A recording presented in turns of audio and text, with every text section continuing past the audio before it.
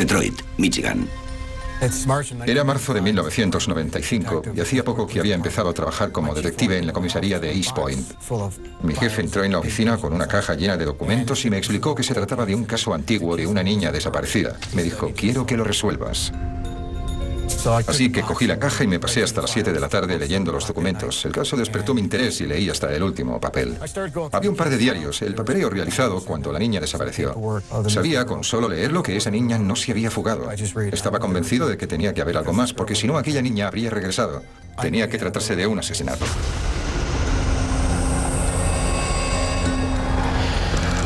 Detroit Este, abril de 1986. La niña de 13 años es Cindy Sarsicki, más conocida por sus familiares y amigos como Cindy Joe. Mi hermana Cindy era una chica muy divertida. Solíamos jugar mucho, nos peleábamos, compartíamos, reíamos, bailábamos, hacíamos un montón de cosas juntas.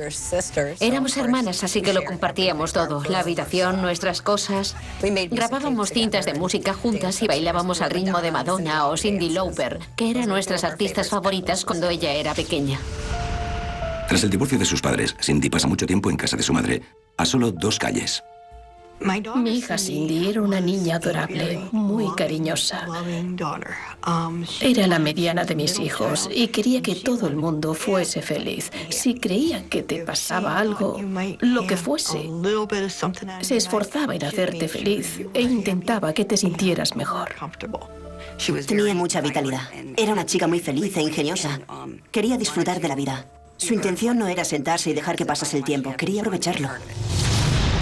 Detroit Este, 13 de abril de 1986. Como muchos jóvenes de su edad, Cindy atraviesa una pequeña etapa de rebeldía. Cada vez le interesan más la música punk y los chicos. Su nuevo lugar favorito es un centro comercial a varios kilómetros de su casa. Cindy estaba enamorada de un chico llamado Scott Rim. Scott tenía un estilo punk. Estaba metido en el mundo de ese tipo de música y llevaba una cresta verde. Creo que eso es lo que le gustaba a ella, que era un poco rebelde. Cindy lo acababa de conocer, le gustaba y se había enamorado. Pero el lugar que ahora frecuenta está demasiado lejos. Y eso le trae problemas con sus padres. Un día que Cindy decide volver a pie en vez de en su transporte habitual, la castigan durante una semana. Detroit Este, 19 de abril de 1986. Cindy pasa ese fin de semana en casa de su madre. Era sábado y todavía seguía enfadada por el castigo. Me preguntó si podía pasar la noche en mi casa y yo le dije que no, pero que podía volver por la mañana. Le dije que podría volver conmigo en cuanto yo regresara a casa. Parecía que quería hablarme de algo, pero no fue capaz de decir nada. Siempre he pensado que estuvo a punto de compartir conmigo algún secreto. Detroit Este, 20 de abril de 1986. A la mañana siguiente, el padre de Cindy le preguntó si quería ir a desayunar fuera. Ella le dijo que no, alegando que había quedado con una amiga en el Dairy Queen y que después iban a ir a la iglesia a jugar al softball. Más tarde, sola en casa con su hermano, Ed Jr., Cindy decide irse. Quería ir hasta el Dairy Queen dando un paseo. Eddie, su hermano menor, salió tras ella y no dejaba de preguntarle que a dónde iba. Al final ella se hartó y lo envió a casa con cajas destempladas. Mi padre llegó a casa y dijo, muy serio, que Cindy todavía no había vuelto. Ya era casi la hora de cenar. Cindy ya tendría que haber regresado. Recibí una llamada de teléfono. Era Ed que me pidió que enviara a Cindy de vuelta a su casa. Le expliqué que Cindy no estaba conmigo, que no había ido a mi casa. Y él me dijo que tampoco estaba en la suya y que hacía mucho que se había marchado. Llegados a ese punto, ambos estábamos muy preocupados y empezábamos a pensar que le había pasado algo. Llaman a todos sus conocidos, pero sin éxito. Aumenta la preocupación. A mi padre se le veía muy preocupado. No era algo típico de Cindy. Todos esperábamos que volviera, así que me dijo que esperase junto al teléfono. Y mi tía, mi hermano y él salieron con el coche. Recorrió todo el barrio palmo a palmo. Fue a casa de los amigos, a parques. La buscó por todas partes. Volvió a casa y me llamó para anunciarme que no la había encontrado. Mi padre fue a la comisaría para decir que Cindy había desaparecido, pero le dijeron que había que esperar 24 horas. Ese tiempo nos pareció una eternidad. Comisaría de Detroit Este, 21 de abril. La policía introdujo el informe en el sistema para dar la orden de que había que buscar a Cindy. A partir de ahí comenzó su búsqueda. Más tarde, aquel mismo día, la policía visita el colegio para hablar con la mejor amiga de Cindy. La joven había hablado con Cindy el sábado e incluso estuvieron juntas la noche antes de su desaparición. Pero Kathy no sabe dónde está Cindy ahora. La familia también cree que Scott Ream, el nuevo novio de Cindy, podría conocer su paradero. Era un amor adolescente, algo tipo Romeo y Julieta. A mí me parece que si estás enamorada de alguien y te esfuerzas en intentar ir a verlo, si vas a hacer algo de ese estilo, lo más probable es que la otra persona lo sepa. Llamé a Scott, pero contestó su padre, y al preguntarle por el muchacho, me dijo que no estaba. Fue muy brusco y me colgó de golpe. Volví a llamar y le dije que quería hablar con Scott, a lo que él contestó de nuevo que no estaba en casa. Entonces le dije que era la madre de Cindy y que me preguntaba si Scott sabría algo del paradero de mi hija. Me dijo que no y que ya había hablado con la policía. Todavía con la sospecha de que Cindy y Scott puedan estar juntos, la familia de Cindy se dedica a vigilar su casa. Nadie entró ni salió sin que ellos viesen quién entraba y salía de esa caravana. Pero Cindy no estaba. Con la esperanza de encontrar a Cindy, hicimos unos carteles y los colgamos por todas partes. Como es de esperar, los carteles y los boletines de la policía comportan posibles pistas. Seguimos una pista de un agente de seguridad de Kmart que aseguraba haber visto a Cindy en la tienda. La policía fue allí inmediatamente a comprobarlo, pero no hubo resultado. También hubo quien dijo que la había visto en Ohio, Florida o incluso más lejos. Se hablaba de que la habían visto en áreas de camiones. Todas las pistas se investigaron a fondo, pero sin éxito. Hay incluso posibles avistamientos del día de su desaparición. Un vecino cree que vio a Cindy comiendo un helado en el Dairy Queen antes de irse con una amiga. Otro asegura que se fue de ese sitio en un coche azul. Pero los días pasan y ni los avistamientos ni las pistas llevan a ninguna parte. La policía llegó a la conclusión de que Cindy se había fugado, porque era una niña de 13 años cuyos padres se habían divorciado, que era una edad complicada y que los jóvenes podían rebelarse. Basándose en eso, creyeron que se había escapado de casa sin más. Pero su familia no cree que se haya ido sin más. Algunos indicios sugieren que no había planeado alejarse mucho de casa. En la familia, ninguno de nosotros creía que se hubiese escapado. No había nada que lo indicase. No cogió la mochila que llevaba siempre. No cogió el dinero que tenía a su disposición.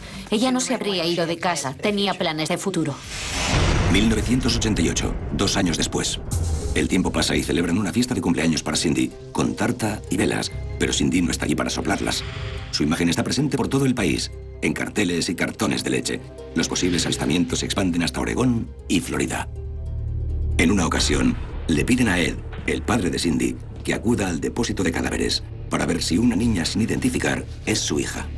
Eso es algo que le produjo 1 millón de sentimientos encontrados. No podía evitar preguntarse si era Cindy, si iba a ser así como iba a encontrar a su hija. La joven no es Cindy, por lo que su paradero sigue siendo un misterio, aunque se conserva la esperanza de que siga con vida.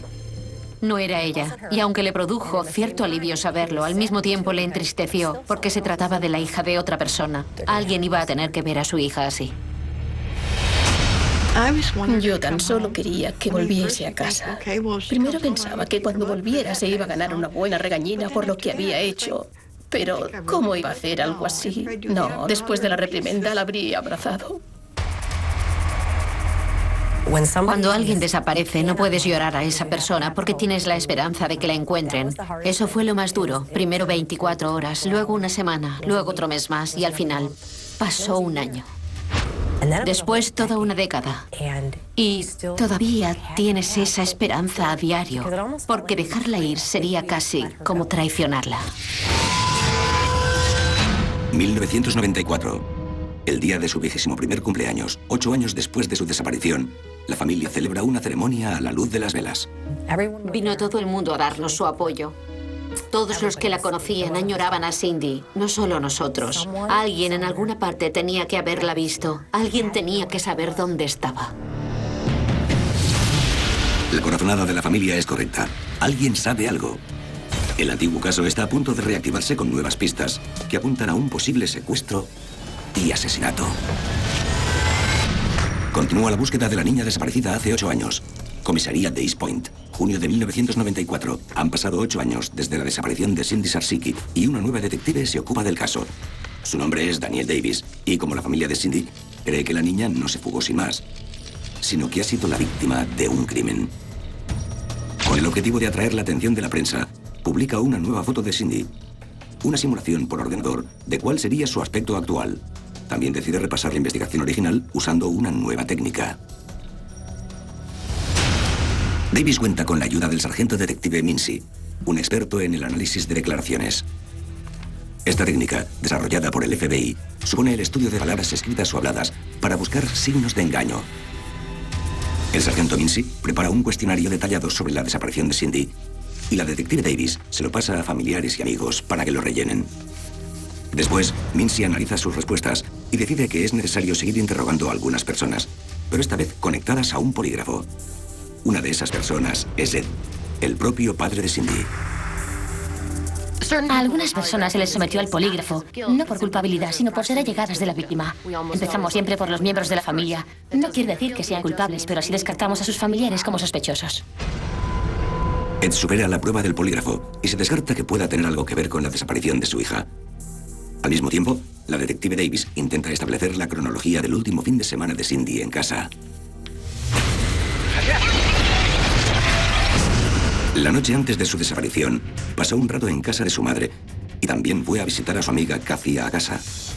A la mañana siguiente, le dijo a su familia que iba a ir al Dairy Queen y luego a la iglesia.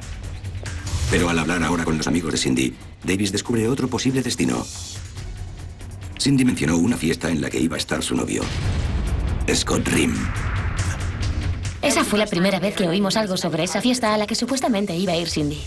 Al estudiar los archivos originales del caso, Davis se sorprende al descubrir que Scott Rim nunca fue interrogado por la policía.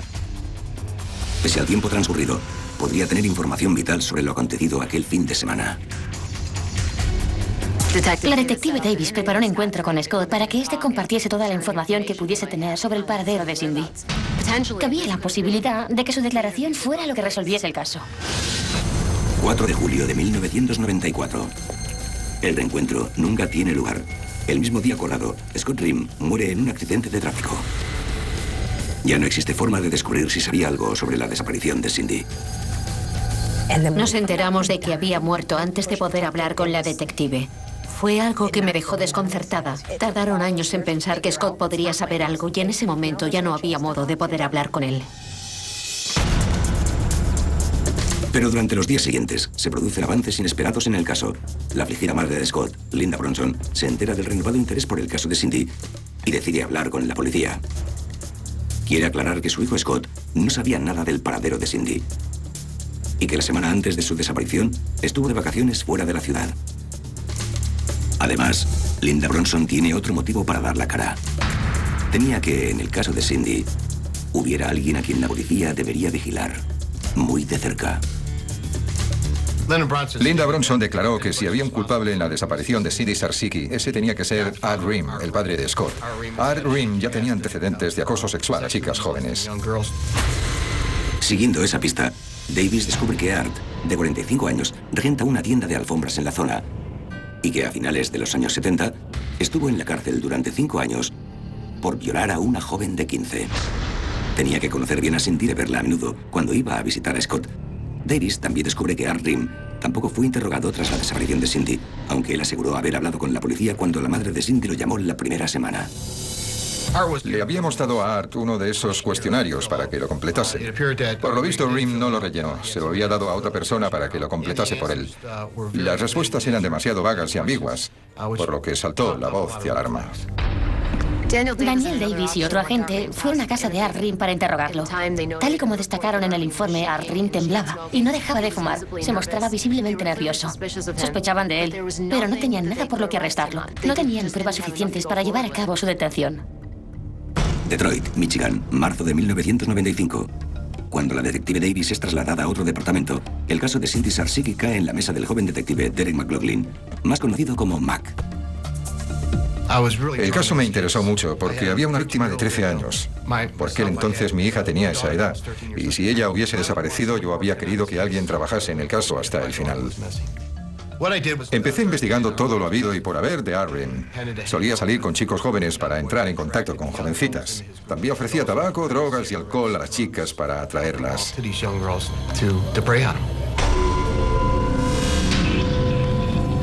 Poco después de ponerse al frente del caso, McLaughlin descubre que Art Rim está de nuevo en la cárcel, una vez más, por abuso sexual a una menor. La pena lo mantendrá alejado de la calle una temporada, y la policía podrá vigilarlo mientras intenta resolver el caso. McLaughlin cuenta con la ayuda del investigador penal Terry Stewart. Empecé a observar a Art Rim para ver qué tipo de recluso era, y no tardé en percatarme de que era un preso modélico. Tenía un empleo en la prisión trabajando en la cocina. Pasado un tiempo confisqué sus pertenencias. Analizamos las cartas y todo lo que tenía para tratar de encontrar algo que lo vinculase con Cindy. No dimos con nada, pero se puede decir que durante mucho tiempo no perdí de vista ni uno solo de sus movimientos dentro de la cárcel. No teníamos ninguna prueba material ni circunstancial. Necesitábamos algo para condenar a ese tipo y poder ponerlo en el lugar que le correspondía. Sabiendo que deberá enfrentarse cara a cara con su principal sospechoso, el detective McLaughlin envía el expediente de Art Rim a una empresa de Chicago especializada en técnicas de interrogatorio, donde trabaja Jen Leibow. Aunque sus supervisores pretenden hablar pronto con Art en la prisión, Jen Leibow está deseando ponerse con el caso. Cuando recibí el expediente del caso en mi oficina, me contagió su interés al instante. Lo leí una y otra vez durante semanas, hasta que al final llamé a McLaughlin y le pedí colaborar con él. Empiezan a trabajar juntos, comunicándose por teléfono y por fax. Y Jen incluye en la investigación a un experto en Internet. Al tiempo que vigilan a Art Rim en la cárcel, buscan otras pistas potenciales. Una llamada en concreto capta su atención. Recibimos una pista que nos llegó desde Kansas City, en Kansas. Una tal Christy Stremel me llamó asegurándome que formaba parte de una banda llamada Frogpond. Su cantante principal, Justin Volpe, había hablado con ella y le había dicho que había visto a un tipo matar a la joven y que luego había tenido que ayudarle a enterrar el cadáver en la ribera de un río. Dado que la cantante vive en la zona de Detroit, es posible que la chica sea Cindy Sarsiki. Nos tomamos muy en serio esa pista. Tampoco teníamos ningún otro rastro que seguir, así que podía servirnos para abrir nuevas líneas de investigación. Sala de conciertos Pine Knob, 1996. Fui con 2 detectives más al concierto. Le preguntamos a Justin si era cierto que había dicho todo aquello de haber presenciado un asesinato y enterrar un cadáver en la ribera de un río. Ella dijo que no sabía nada del tema y que tampoco había dicho nada por el estilo. Interrogué largo y tendido a Christy y Justin. Y acabé llegando a la conclusión de que Christy Stremel había creído oír algo que no había oído. O tal vez sus recuerdos se habían distorsionado con el tiempo. Al final, la pista fue completamente inútil. No teníamos nada. El equipo no tarda en topar con otro callejón sin salida en el caso. Tal vez el único modo de avanzar sea retroceder. Una tarde estaba hablando por teléfono con Jen Leibow y con Kelly Shock, mi compañera habitual. Ambas decían que teníamos que volver a empezar desde cero toda la investigación. Yo estaba algo decepcionado con la idea, pero pensé que debíamos hacer todo lo necesario para seguir adelante, y eso es justo lo que hicimos. Empezamos desde cero y dirigimos una nueva mirada a la investigación para llevarla en una nueva dirección. Gracias a esta decisión, no tardarán en descubrir con quién se reunió Cindy en realidad cuando salió de casa aquella fatídica mañana de domingo de 1986.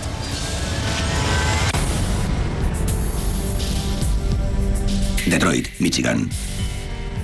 2006. 20 años después de la desaparición de Cindy Sarsiki, el detective McLaughlin y su equipo buscan pruebas que lo vinculen con el sospechoso, Art Rim, con la esperanza de mantenerlo en la cárcel. La familia Sarsiki tan solo quiere que se resuelva el caso. Si Cindy está muerta, desean encontrar su cuerpo y darle un descanso digno. La primera vez que me reuní con la familia hablé con el señor Sarsiki y pude comprobar el sufrimiento por el que estaba pasando. Vi el dolor en su cara y en su voz. E hice algo que ningún agente de policía debería hacer. Le prometí a la familia que les devolvería a su hija. La policía ha vuelto a empezar la investigación desde el fin de semana de la desaparición. Así que quieren interrogar de nuevo a todos los amigos íntimos de Cindy por aquel entonces, aunque no resulta nada fácil localizarlos después de tanto tiempo. Jen Leibow consigue encontrarlos a todos tras buscarlos en Internet, en diversas bases de datos y redes sociales, como MySpace. McLaughlin se reúne con ellos en la comisaría. Kathy Buford intenta recordar todos los detalles de la visita de Cindy la noche antes de su desaparición. Recuerda que ambas se reunieron y que Cindy no debía estar allí, dado que todavía estaba castigada. Cuando Mac le pregunta por la fiesta a la que pretendía asistir Cindy porque iba a estar su novio, Scott Rimm, Kathy recuerda que no se trataba de una fiesta cualquiera, sino que era la fiesta de cumpleaños de Scott. Cindy quería mantenerlo en secreto porque no creía que sus padres le permitiesen ir. Kathy asegura también que Cindy hizo varias llamadas telefónicas relacionadas con la fiesta de cumpleaños secreta. Intentó contactar con Scott, pero no lo localizó. Al final consiguió contactar con uno de los números de su agenda. La policía pregunta quién era esa persona y la respuesta de Kathy resulta sorprendente. Cindy habló con Art Rimm, el padre de Scott. Lo que Kathy Buford nos estaba contando era asombroso. Nos dijo que Cindy Sersicki y Art Rimm habían hablado la noche antes de su desaparición. Por fin habíamos conseguido la pista que necesitaba para vincular al sospechoso con la víctima. Kathy explica que hablaron por teléfono sobre cómo iría Cindy a la fiesta, a lo que se ofreció a recogerla personalmente en el Dairy Queen. Me parecía increíble que todo aquello no hubiese salido antes a la luz. Que Art Rimm invite a una niña a la fiesta de cumpleaños de su hijo no constituye una prueba de asesinato, pero dos factores clave demuestran lo siniestro de su acto. El cumpleaños de Scott Rimm había sido 9 meses antes, y Scott no estaba en la ciudad aquel fin de semana, dado que estaba de vacaciones en un viaje que le había organizado su propio padre. Kathy Buford tenía una memoria impecable. La interrogué bastante tiempo y me pudo dar detalles de la mañana siguiente, cuando desapareció Cindy. Recordaba haber ido a la iglesia en el coche de sus padres y fijarse en la calle para ver si Cindy estaba en el Dairy Queen, donde habían quedado en verse. Vio que el Dairy Queen estaba cerrado, pero había una furgoneta blanca delante. En 1986, Art Rimm usaba una furgoneta blanca para trabajar. Creímos que aquella era la pista que necesitábamos. En aquel momento no teníamos pruebas materiales, tan solo pistas circunstanciales, pero era justo el acicate que necesitábamos para seguir en marcha. Con la esperanza de encontrar pruebas, Derek McLaughlin intenta recurrir a lo más idóneo para ello: una confesión del principal sospechoso. Con la nueva pista circunstancial entre manos, concierta una cita con Art Rimm, todavía en prisión. Cuenta con la ayuda de los interrogadores profesionales de la empresa de Chicago, en la que trabaja Jen Leibow. Dom Capelluti y Lou Desman se dirigían a la cárcel para interrogar a Art Rimm por primera vez. Terry Stewart instaló en la sala de interrogatorios una cámara para registrar audio y vídeo. En vez de confesar, Art asegura que nunca conoció a Cindy y niega tener algo que ver con su desaparición. Pero incluso sus negaciones les indican algo a estos expertos. A los 10 o 15 minutos ya sabíamos que aquel era nuestro hombre. Le dijimos a Art por qué le estábamos interrogando. Art ni tan solo podía pronunciar el nombre de Cindy. Cada vez que le preguntábamos por ella, decía que ni siquiera llegó a conocer a esa niña. Y todos sabíamos que estaba mintiendo. La primera vez que vi a Art Rimm fue en el centro penitenciario de West Shoreline. Mis dos superiores habían acabado de interrogarlo. Nos acompañaban unos agentes de policía enormes que abandonaron la sala. Y entonces me presentaron a Art. Su comportamiento cambió. Era una persona muy distinta ante una mujer joven. Yo no tenía 12 años, pero era lo más cercano a una chica de 12 años que había visto en mucho tiempo. Sin duda, fue muy desagradable estar encerrada con él en la misma sala. McLaughlin sabe que sin una confesión directa, un cadáver o alguna prueba material irrefutable, será difícil conseguir acusarlo de asesinato. Mientras el equipo se prepara para un nuevo interrogatorio, una vista inusual llega al despacho de Mac.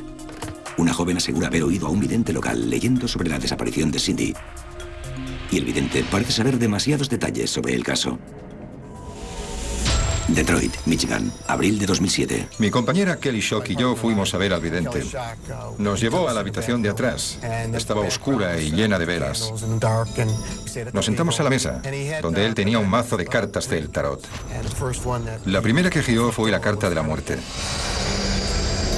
Dijo que ella estaba muerta, y yo le dije que eso ya lo sabíamos. Giró la segunda carta y salió el mediador, a lo que me dijo que yo debía desempeñar ese papel y que parecía que ya llevaba tiempo buscándola. Me limité a sentir. Nos indicó que estaría enterrada junto a un río y que sobre la ribera del río había un campo de flores moradas. Nos dijo más cosas sobre que me iba a reunir con ese tipo en el próximo par de semanas para volver a interrogarlo. Luego pronosticó que lo arrestaría antes de acabar el año. Prisión de West Shoreline, Muskegon Heights, Michigan, enero de 2008. En el segundo interrogatorio, la estrategia era más o menos entrar allí y empezar a acusarlo de todo en vez de optar por un interrogatorio más ligero, en el que se van tratando las cuestiones de manera indirecta para ver si el sospechoso cae en la trampa. Lo acusé directamente del secuestro de Cindy, de llevársela a su almacén, violarla, matarla y luego enterrar el cadáver. Y tras eso siguieron 7 u 8 horas de interrogatorio en las que no obtuvimos una confesión. Pero sí a Art Ream diciendo: no te puedo conceder eso porque sería como abrir la caja de Pandora y metería a otras personas en un lío. Muchas de las cosas que Art nos dijo eran del más significativo que habíamos conseguido sacarle durante los interrogatorios. Cuando fuimos a hablar con él, no usamos nunca el nombre de Cindy Sarsiki. No pronunciamos nunca su nombre, y pese a todo, él sabía de quién estábamos hablando. Una persona inocente nunca habría sabido a quién nos referíamos. Aunque el segundo interrogatorio ofrece algunas concesiones, sobre todo en forma de negativas débiles, los jueces siguen reticentes a pedir el arresto de Art por este caso. Si el equipo no consigue una confesión completa ni encuentra el cadáver, necesitará pruebas irrefutables. Pronto descubrirán que disponen de poco tiempo. Art está a punto de salir en libertad condicional. Podría estar en la calle antes de acabar el año. Art era un prisionero modélico. Nunca se metió en ningún lío, nunca robó nada, nunca participó en peleas. Era de esas personas a las que el comité les permite salir antes.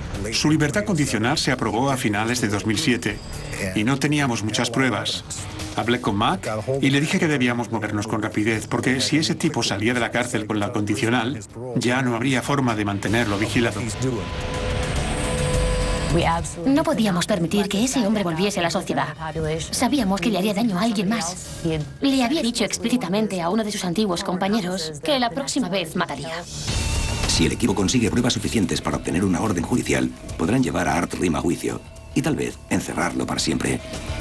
De lo contrario, pronto un pedófilo regresará a las calles y podría volver a actuar. Detroit, Michigan, 2006. En Detroit, el detective Derek McLaughlin y su equipo de investigación trabajan a contrarreloj. Están convencidos de que el pedófilo Art Ream secuestró y asesinó a Cindy Sarsiki, de 13 años. Pero si no consiguen pruebas y una orden judicial, saldrá en libertad condicional en cuestión de semanas. Tuvimos que meter la quinta. Sabíamos que debíamos evitarlo. Estábamos completamente convencidos de que no podía salir de la cárcel, pero todavía no éramos capaces de evitarlo. El agente Terry Stewart abre una nueva línea de investigación. Pone al equipo en contacto con otros presos que han tratado con Art Ream, con la esperanza de que tal vez hayan oído algo sobre el crimen. Si Art Ream no confiesa ante la policía, tal vez lo haya hecho ya ante alguno de sus compañeros de cárcel. Era posible que Art Ream hubiese alardeado ante sus compañeros de lo que había hecho. Tal vez hubiera hablado con ellos del crimen. Al mismo tiempo, se analiza a fondo un viejo almacén en el que Art Ream tenía su negocio de alfombras. El piso principal, donde estaba la tienda de Art, está cerrado y vacío. La única tienda que sigue abierta en el edificio es una vieja carnicería. Tenía la corazonada de que Art había matado a Cindy en ese almacén, así que fui a echar un vistazo y me recibió la dueña del edificio. Me contó una historia sobre Art, que lo habían arrestado en 1997, había sido juzgado y ya nunca había vuelto, dado que acabó yendo a la cárcel. Ella había cogido todos los objetos personales que había dejado Art en el almacén y los había guardado en el piso superior. Yo estaba entusiasmado. McLaughlin visita el almacén en 3 ocasiones con el fin de conseguir documentos, registros telefónicos, facturas de gas, álbumes de fotos, cualquier cosa que pueda hacer patentes los hábitos de Art Ream. En su tercera visita, Derek decide analizar hasta el último detalle el contenido de la habitación. Hicimos un último barrido para intentar encontrar algo útil para el caso. Y cuando ya estábamos acabando con nuestra búsqueda, la investigadora me llamó para que fuera a ver algo que había encontrado, el estuche de un reloj Longines. Al principio no vi nada raro, pero entonces la investigadora me señaló que mirara en el interior. Allí, en el interior del estuche, había una foto de Cindy Sarsiki, de un anuncio en la prensa. Me pareció muy significativo. ¿Por qué tenía una foto de Cindy Sarsiki? Los asesinos suelen guardar trofeos de sus víctimas, guardan pequeños accesorios que les quitan. El investigador penal Terry Stewart también tiene buenas noticias. Ha encontrado a un preso con una historia interesante que contar. El tipo tenía un largo historial de crímenes. Al principio estaba muy nervioso por hablar con nosotros. Creíamos que no íbamos a conseguir nada de él cuando empezó a hablar y nos dijo lo que Art Ream le había contado. Había admitido delante de él que había enterrado el cuerpo y que él era responsable del crimen. En cierto modo, estaba alardeando. Llamamos a Steve Kaplan de la oficina del fiscal. Nos autorizó una orden judicial doble contra Art Ream por asesinato en primer y segundo grado. Ese era un momento álgido del caso, ya que sabíamos que íbamos a conseguir una orden judicial y que íbamos a llevar a Art Ream ante la ley. Por fin íbamos a hacer justicia con Cindy. Prisión West Shoreline, Muskegon Heights, Michigan, enero de 2008. Cuando fuimos a la celda de Art Ream para arrestarlo y leerle los cargos, él casi ni se inmutó. Estaba muy calmado. Le estábamos diciendo que íbamos a arrestarlo por asesinato en primer y segundo grado, pero parecía como si le estuviésemos pidiendo que nos pasase la sal. Estaba impertérrito, muy tranquilo, porque sabía que eso iba a pasar. Con Ream en prisión, el equipo se dirige a la cárcel del condado, donde será procesado por los cargos. Pero con la esperanza de descubrir dónde está Cindy, toman un desvío estratégico. Le dije a Kelly, que era quien conducía en ese momento, que fuese a una floristería que había más adelante. Paramos en la tienda, entré y compré unas flores. Intentaba usar una estrategia diferente con Ream.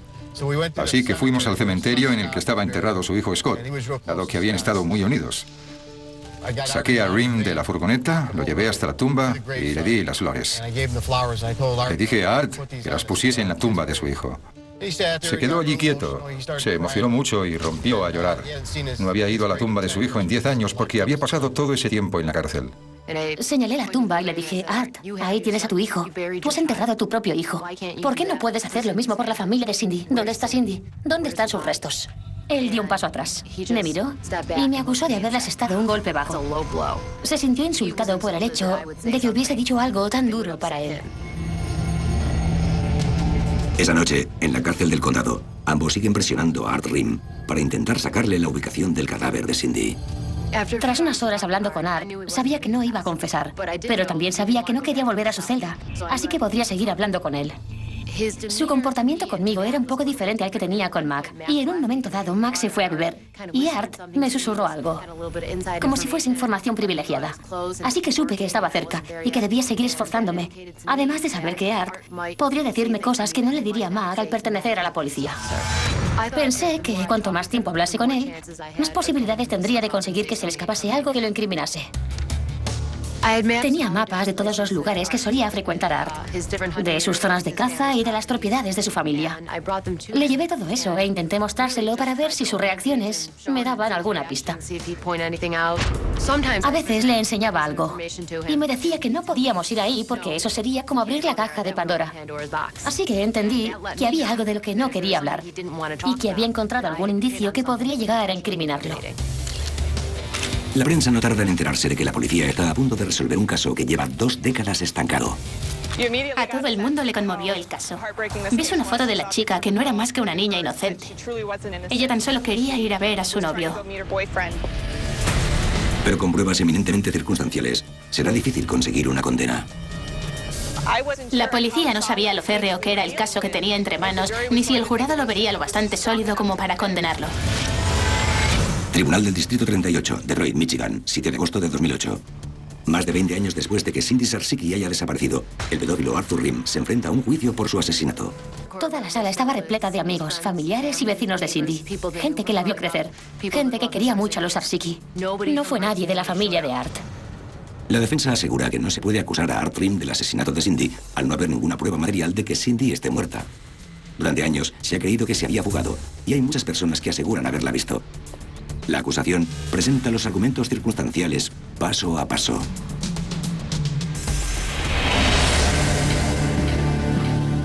El jurado descubre cómo, según su plan, Ream montó una fiesta de cumpleaños inexistente y envió a su hijo de viaje. También oyen hablar de su exmujer y de su inclinación por las chicas de 13 y 14 años.